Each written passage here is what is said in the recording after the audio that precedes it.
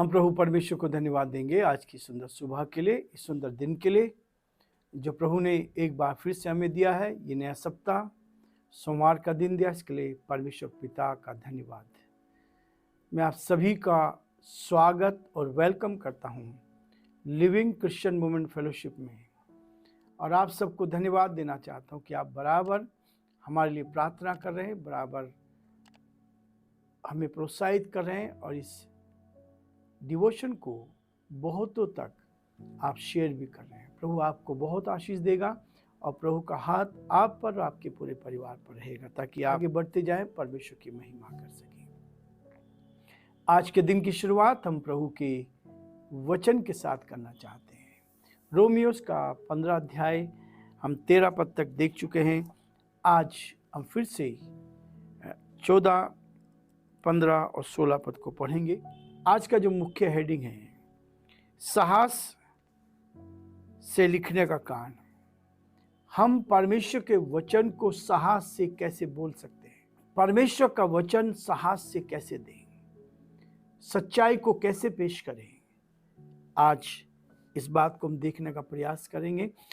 हे भाइयों, मैं स्वयं तुम्हारे विषय में निश्चय जानता हूं कि तुम भी आप ही भलाई से भरे और ईश्वरीय ज्ञान से भरपूर हो और एक दूसरे को चिता सकते हो। तो भी मैंने कहीं कहीं याद दिलाने के लिए तुम्हें जो बहुत साहस करके लिखा है, यह उस अनुग्रह के कारण हुआ जो परमेश्वर ने मुझे दिया है कि मैं अन्य जातियों के लिए मसीह यीशु का सेवक होकर और परमेश्वर के सुसमाचार की सेवा याजक के समान करूं, जिससे अन्य जातियों का मानो चढ़ाया जाना पवित्र आत्मा से पवित्र बनकर ग्रहण किया जाए।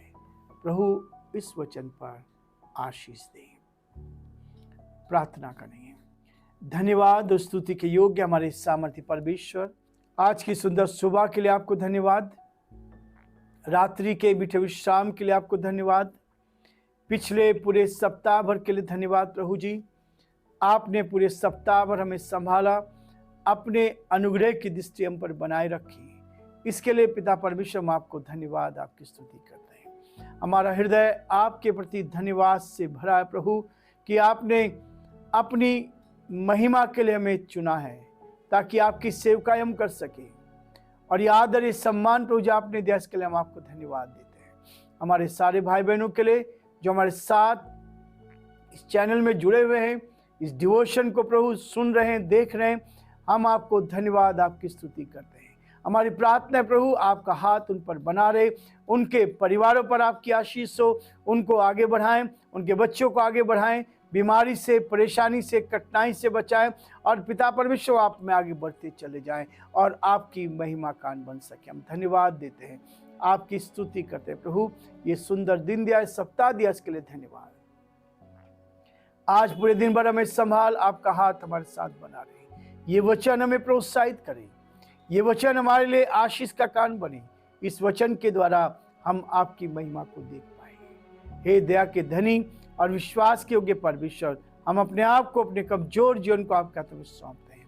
हमारे प्रदेश के लिए, प्रदेश के मुख्यमंत्री अशोक गहलोत जी को आपके हाथों में सौंपते हैं। आप उनकी मदद करें, उनकी सहायता करें, आपका हाथ उनके साथ साथ बना रहे, ताकि वो आपके नाम में सुरक्षित रहकर आगे बढ़े। हमारे देश के लिए, देश के प्रधानमंत्री के लिए, राष्ट्रपति जी के लिए प्रार्थना करते हैं, उनको भी संभालें, आपकी उपस्थिति उनके साथ ही बने रहे।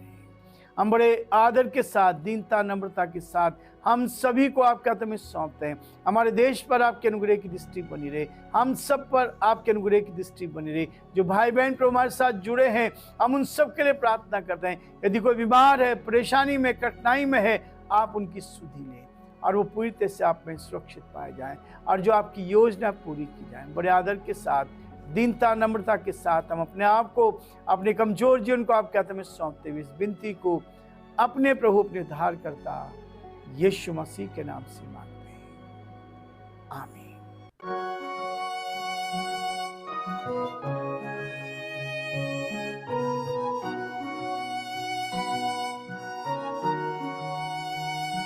कलवरी के पास खड़ा हो, खून की धार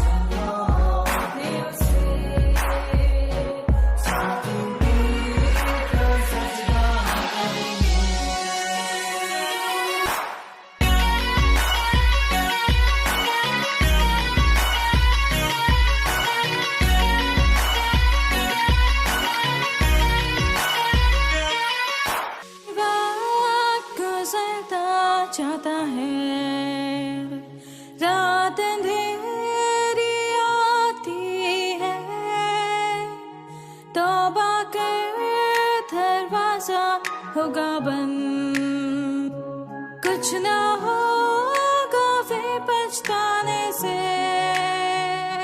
तौबा कर दरवाजा होगा बंद, कुछ ना होगा फिर पछताने से।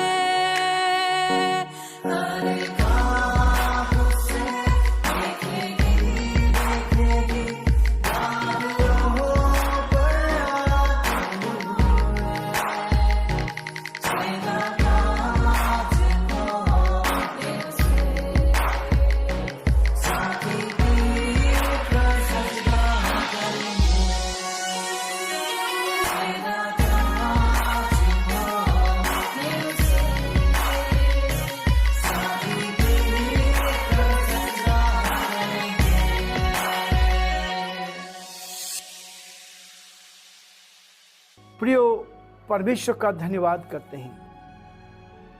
हमने सैटरडे को इस बात को देखा था कि परमेश्वर जो है पवित्र आत्मा की सामर्थ्य से तुम्हारी आशा बढ़ाती जाती है, हमारी आशा को बढ़ाता है ताकि हम आगे बढ़ते जाएं और परमेश्वर की महिमा कर सकें। प्रियो, आज वचन इस बात को कहता है, पौलुस कहता है साहस से लिखने का कार्य। जो साहस से लिखते हैं, जो साहस से बोलते हैं, उसके पीछे कारण होता है। साहस से वही बोल सकता है जो वास्तव में सच्चाई को लेकर जीवन में आगे बढ़ता है। इसलिए पौलुस इस बात को कह रहा है, जो यहूदी धर्म को मानने वाला था, अपने धर्म का कट्टर था, लेकिन जब यीशु मसीह की सच्चाई को उसने जाना,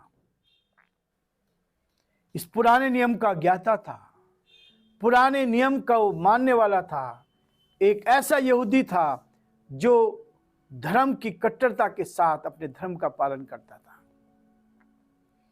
लेकिन यीशु मसीह के अनुयायियों को सताता था, जैसे आज भी संसार में हो रहा है।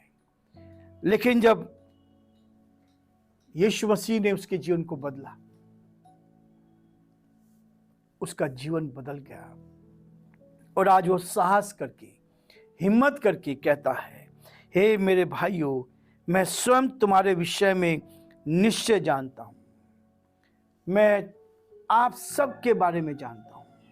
परमेश्वर इस बात को कहता है, मैं सब कुछ को जानता हूं, मैं सब कुछ को जानता हूं। और क्या जानता हूं? स्वयं तुम्हारे विषय में निश्चय जानता हूं कि तुम आप भी भलाई से भरे और ईश्वरीय ज्ञान से भरपूर हो। भलाई से भरे और ईश्वरीय ज्ञान से परिपूर्ण हो। ये वो गवाही दे रहा है, ये वो पौलुस कह रहा है कि आप सब लोग भलाई से भरे हुए हैं। जब हम भलाई करना जान जाते हैं, जब हम एक दूसरे की भलाई करते हैं, जब हम एक दूसरे के साथ भलाई को प्रकट करते हैं, और वो इस बात को कहता है, रोमियो की कलीसिया को वो इस बात को कहता है कि तुम भी, आप भी भलाई से भरे और ईश्वरीय ज्ञान से भरपूर हो। भलाई हमारे अंदर भरी होनी चाहिए, आत्मा से भरे होने चाहिए। आत्मिक व्यक्ति भलाइयों से भरा होगा। आत्मिक व्यक्ति दूसरों की भलाई करना जानता है, और आज एक भलाई करी, कल 2 करेंगे, दिन में 1 की करी, दिन में 10 की भलाई करी। जितना आप भलाई कर सकते हैं, जितना आप भलाई के साथ जीवन जी सकते हैं, उतना अधिक आप आगे बढ़ते चले जाएंगे। प्रियो, परमेश्वर का वचन इसी बात को कहता है कि मैं जानता हूं, मैं निश्चय जानता हूं कि आप भी भलाई से भरे और ईश्वरीय ज्ञान से भरपूर हो। ईश्वरीय ज्ञान कैसे प्राप्त होता है? बहुत सारे लोग कहते तपस्या की हमने तब ईश्वरीय ज्ञान प्राप्त किया। वास्तव में जिसका रिश्ता ईश्वर के साथ होगा वो ईश्वरीय ज्ञान को प्राप्त करेगा। जो ईश्वर के साथ रोज बैठता है, जो ईश्वर के साथ घंटों समय बिताता है, जो ईश्वर की वाणी को सुनता है, वो निश्चय उसके अंदर क्या होगा? ईश्वरीय ज्ञान से भरपूर हो और एक दूसरे को चिता सकते हो।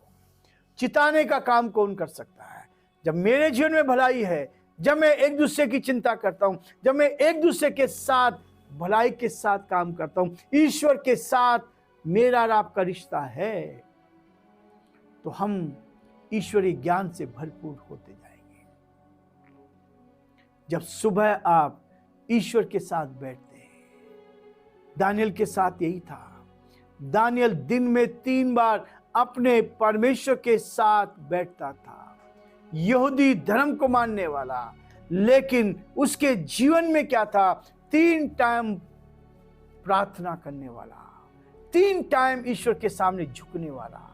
और वो कहता है, आज मेरे और आपके जीवन में भलाई से भरे और ईश्वरीय ज्ञान से भरपूर हो और एक दूसरे को चिता सकते हो। पौलुस कह रहा है कि आज आप दूसरों को सिखाने वाले बन सकते हैं, आज आप दूसरों को चिता सकते हैं, आज आप दूसरों को बता सकते हैं। यदि हमारे अंदर ईश्वरीय ज्ञान है, संसारिक ज्ञान बहुत हो सकता है, लेकिन ईश्वरीय ज्ञान प्राप्त करने के लिए ईश्वर के साथ संगति करनी पड़ती है। और जिसने ईश्वर के साथ संगति करी, उसको ईश्वरीय ज्ञान से भरपूर आनंद मिला, और तब वो दूसरों को सलाह देने वाला, दूसरों की मदद करने वाला, दूसरों के आत्मिक जीवन को बढ़ाने वाला बन जाएगा। प्रियो, आज हम ये रुकना चाहेंगे, कल फिर हम आगे बढ़ेंगे, ताकि इससे आगे प्रभु मुझे और आपको क्या चाहता है, ईश्वरीय ज्ञान से भरपूर होते जाएं और उस ज्ञान को प्राप्त करके बहुतों के लिए हम आशीष का और आनंद का कारण बनते चले जाएं, ताकि प्रभु की आशीष हमारे पर बनी रहे। प्रभु आप सबको बहुत आशीष